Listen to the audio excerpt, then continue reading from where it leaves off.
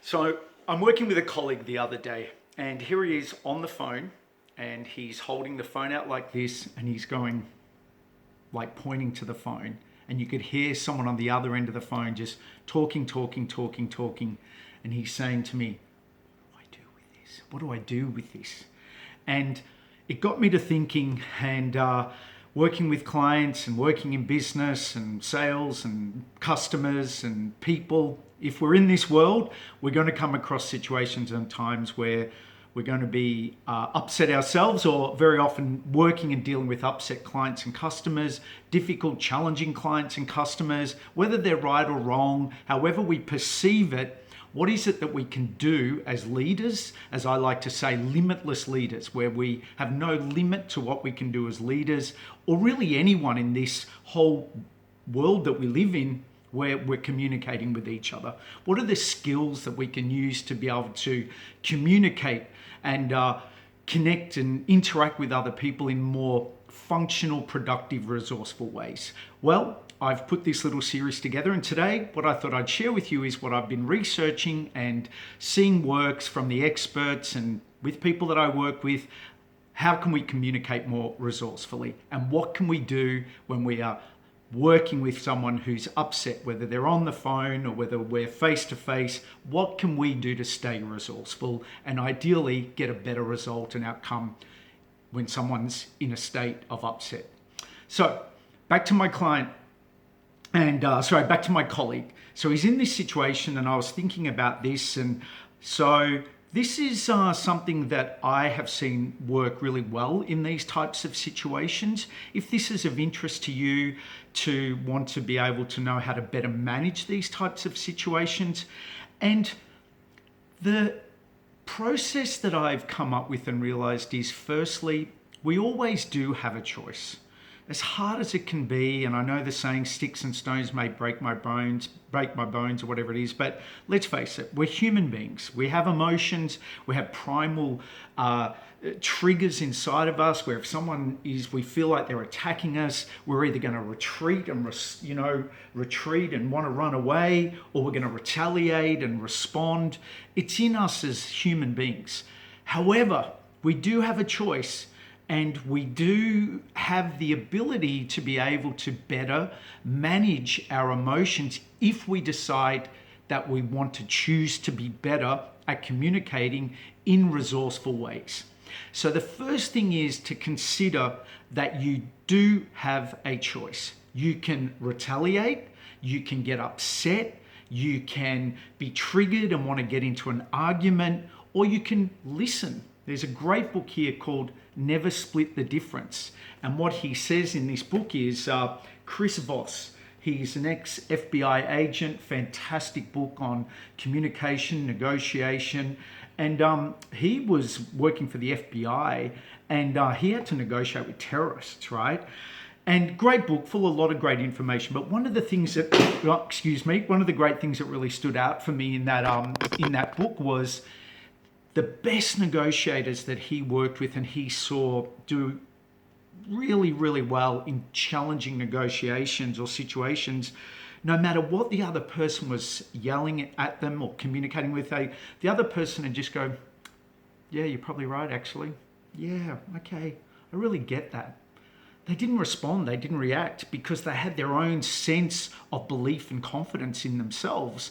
So that's the next suggestion here is, number one, we have a choice for how we choose to respond. The next thing is, we also have a choice for how we want to feel and respond, and do we have a need to respond? Because some people that I see that are really good communicators, and as that example, they actually don't need to respond. They will sit there and listen, and that's the next point, and they'll just listen and let the person talk and get it out, and maybe through the person speaking, yep, I hear you, yep, completely understand, yeah, I'm sorry to hear that.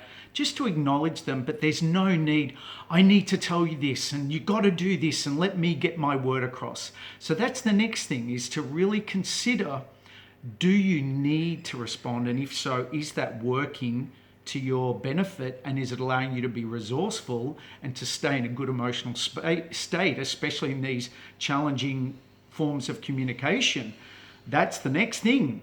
Do you have a need, or is it okay to communicate when you're ready and the other person's rested? Okay. So point one is we have a choice. Number two is we have a choice. The next thing is we have an inner belief and understanding, and we're okay to just agree and say, sure, you're probably right. And the next one is really tied in with that is, do we have a need, or are we okay with ourselves to let the other person speak? So they're the first three. I've got a few more here that I'll share with you. And I'll put this in a list down below for you. A few things to consider if this is of interest to you. The next thing is, let the person speak, let them get it out. And I learned this process a long time ago, and it's really helped me a lot, especially sometimes in situations where we're teaching people how to be more effective in their leadership skills and their sales skills. And it's called framing a conversation. And it also works really well in confronting conversations, because if someone's really got their energy going and they're wanting to get their point across and they're upset and they're not possibly letting you get a word in, as I left off on the last point, let them speak. Try it. Try this and see how if it works for you. Let them speak. They will eventually run out of things to say. If you can hold your mouth and even look up and smile as they're talking, I find that's very helpful. They will eventually get everything out.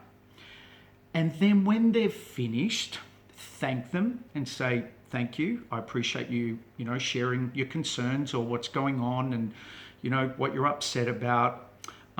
Is there anything else that you wanted to let me know? And if they say yes, let them share that. And if they say no, that's it. Go, okay, well, would you mind if I responded and shared some thoughts and ideas as to, what we could do, and we can talk through those. And if you're happy with what we go through, I can then go to work to get things sorted for you or get things in place for you. That's called a frame. So let me go through that again. So the frame is, hey, thanks for sharing and letting me know your concerns. Is there anything else that you wanted to share?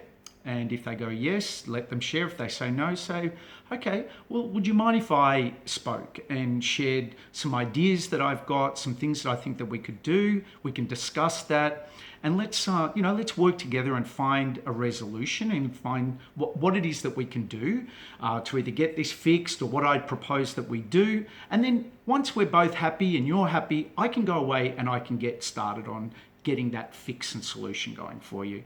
Are you okay with that? Can we do that? Right? So question, answer, question, answer. And what the frame does is it has them be more engaged in the communication as opposed to them, the other person going, I need to tell you this and how dare you do that, which is really just doesn't achieve much at all. I know we can pretty much all of us relate to this, right? But the frame is really nice. Now, coming back to what I said earlier, it does mean that we've got to be in that place that we control how we feel. We control how we choose to respond and feel. Now, it's not always easy to do, but I promise you it's like anything that we decide that we want to be better at, we can get better at communicating as leaders and communicators and people that want to be better at interacting with other people. So that's the frame. And then after that, thank them for sharing, because especially in customer service and leadership, very often we can see at times that, oh, how dare they say this, and I can't believe that they did this, or how could I, let that happen, and we're beating ourselves up and all of that. If you can move that to the side and think, how can I gain a better, more empowered perspective of this? And what I now see is if someone's willing to make the effort, even if they're upset, and they're willing to share their concerns, or they've got a need that they haven't had met with what we do, and we have an opportunity to discuss that and find a solution, I see that as a real benefit and opportunity. So from that, whatever we agree to and whatever we say we're going to do, we've got to go away and do that with extraordinary excellence. Because very often, if they're over here, we've got to earn their trust again. We've got to bring them back up here. And very often, if we do well, it'll make the relationship even better. Yeah? So they're my hot points for being able to be a much better communicator in these challenging conversations and situations where someone won't listen to us, or they're upset, or it's a difficult communication we're having with a client or a customer or anyone really. So let's debrief, which is we have a choice with how we want to feel. We can find a space to be more confident in ourselves, and no matter what someone's throwing at us, we can stay calm. We can even agree with them, whether we disagree with them or not, or whether we agree with them or not. And then we can go through and we can let them get it all out, and we can frame the conversation to seek to get a resolution using the frame, and thank them, and then go away and do what we say we're going to do. So that's my tip and training and suggestion for today's how to be a better communicator, better leader, be more resourceful, be more productive, and feel better in ourselves. If you like that information, there's a few books I'd recommend. Excuse me. There is Never Split the Difference, great book. John Maxwell's 5 Levels of Leadership, really good book. This guy's book, Trevor Russell's book, I Want Customer Sales Money Today. A lot of great scripts, communication tools in there about leadership and sales. So I'll put all the links for those below. And next week we're going to look at, if you're interested, on the topic of what do we do when we mess up? We all make mistakes, we all make errors. What can we do to turn a mess up and a mistake around where the other person or the other people are feeling complete, and we can fix the error and the mishap and move forward and make a correction in the best, most productive way. Really cool, fun ways that we can do that so everyone wins in the end and you feel a whole lot better, which is what I wish for you. Thank you for watching. I hope you found this helpful. I'm Trevor Russell, and stay safe and stay strong, and let's keep moving forward, and I wish you well, and I look forward to speaking to you very soon. Ciao for now.